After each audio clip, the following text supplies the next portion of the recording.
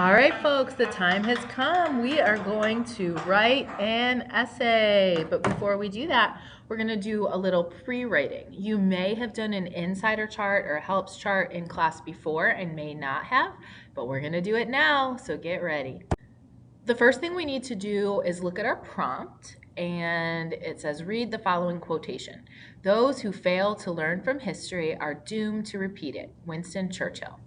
Think carefully about the following question. What lessons from history should our world never forget? Write an essay explaining why remembering the past is important. Be sure to clearly state your thesis, organize and develop your ideas effectively, choose your words carefully, and edit your writing for grammar, mechanics, and spelling. We're going to be doing an insider chart today, and that is going to help you clearly state your thesis and organize and develop your ideas effectively. Well, let's go.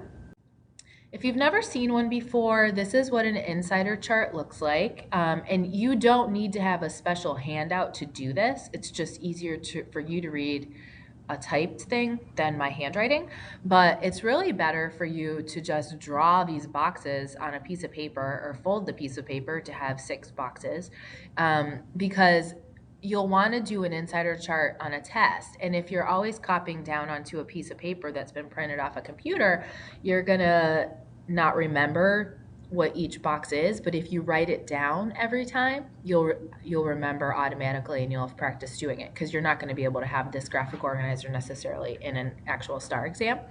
But it's 6 boxes. The first box says historical, the second one says literary, the third one says sports, the fourth one says experience, then pop culture, and then other. And then down at the bottom, there's a little spot for your thesis statement. So we're going to take some time and go through each box together. The first box in our chart is for historical examples, and for your historical examples, you need to think back to things you learned in social studies, probably going to be your best source, and think about the prompt. So let's go back and look at it. Here we go. We've got our quote, those who fail to learn from history are doomed to repeat it. Think carefully about the following question. What lessons from history should our world never forget? Write an essay explaining why remembering the past is important. So for my example from history, I'm going to talk about the plague, the Great Bubonic Plague that happened a long, long, long time ago in Europe. And back in those times, people didn't really understand necessarily how disease was spread. And so when people would have the plague and it was very contagious and they would travel from town to town, they would spread the plague with them. And since then, we've learned so much about how disease is spread. And so like last summer, when Ebola was a big thing in Africa, many countries stopped people coming in from African countries that were plagued with Ebola to stop the spread of Ebola. And so countries learned from the mistakes of the past and were able to save lives, control the disease, and make people not get sick. So that's what I'm going to write for my historical example. Governments learned from mistakes made during the bubonic plague and do a much better job now controlling infectious diseases. And I just know that information from classes I've taken that were history kinds of classes, and paying attention to the news. The Ebola was all over the news last summer, so that's where I got that information. In a test, you'll have to rely on what's already in your brain, but if you're doing an insider chart or a helps chart in class, you might want to ask your teacher if it's okay for you to Google information, because the more you learn, you might be able to use the same example for more than one prompt. So there's no harm in doing a little research now and hopefully being able to use it on a test later. Okay, the experience box is all about personal experiences, and I'm going to tell you a hard lesson I learned when I moved to Texas. I did not know about fire ants. So when I first moved here, I was walking around barefoot all the time, and I got bit by fire ants. And if you've never been bitten by a fire ant, it is the worst. You itch for like a month, and I'm super allergic to them.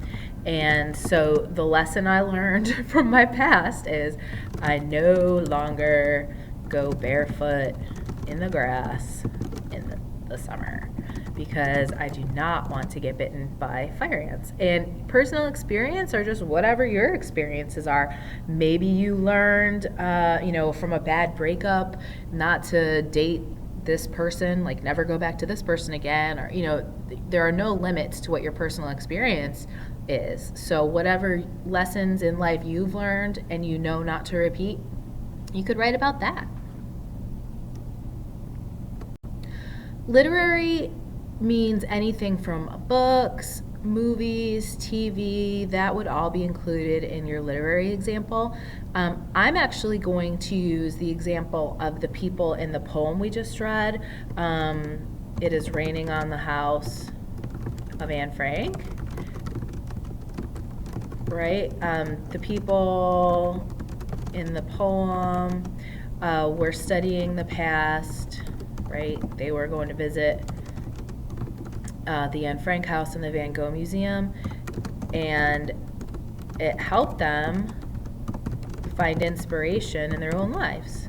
Inspiration. So that's a benefit of looking at the past, is it helps you process and make decisions in your life now. And that's a lesson we learned from that poem, which should be in quotations. Sorry, let me do that. You can write about anything you want. If you want to write about the Brooklyn Bridge piece, or you want to write about the 9/11 memorial article, or you want to write about It's Raining on the House of Anne Frank, any of those things would be totally fine for you to put in for your example. If you want to write about Finding Nemo or Harry Potter or Percy Jackson, anything, or The Fast and the Furious, anything that you're interested in and you feel like it would work. Breaking Bad, if you watch that there's probably a ton of stuff about learning from the past in Breaking Bad. So anything that you watch, make sure it's school appropriate, obviously, you can write about. So this one is a really, really good one for the STAR exam especially. We find that kids who use the literary examples tend to score really high on these essays. The next box is pop culture, and pop culture is really anything that has to do with like celebrities or anything that's popular at the time, like memes and that kind of thing. So my pop culture example is going to be Kanye West. A while back, when I think it was Taylor Swift, right? She won a Grammy for Best Album, and he interrupted her speech and made a big deal about he thought Beyonce should have gotten the award. And then he did it again this past year. Beck won Best Album, and he again interrupted and said it should have been Beyonce. So the lesson we learned from that is don't invite Kanye West to awards, because he's going to ruin it and he should be banned. He is not polite. And that is the lesson we learn, pop culture. So really, I mean, anything that about like famous musicians or celebrity gossip or anything like that. So if you're a fan of Keeping Up with the Kardashians, this is the perfect place to use any of those examples. They fit right in here. For your sports example, it's going to be anything having to do with sports. And this can be professional sports, it can be high school sports, it could be little league sports, just anything at all that has to do with sports. Mine is going to be Deflategate, right? The Patriots were accused of deflating balls. And so now the lesson we learn is don't trust the Patriots, right? We have to check how much air pressure is inside those footballs before the games to make sure that they're not cheating. So that's going to be my example.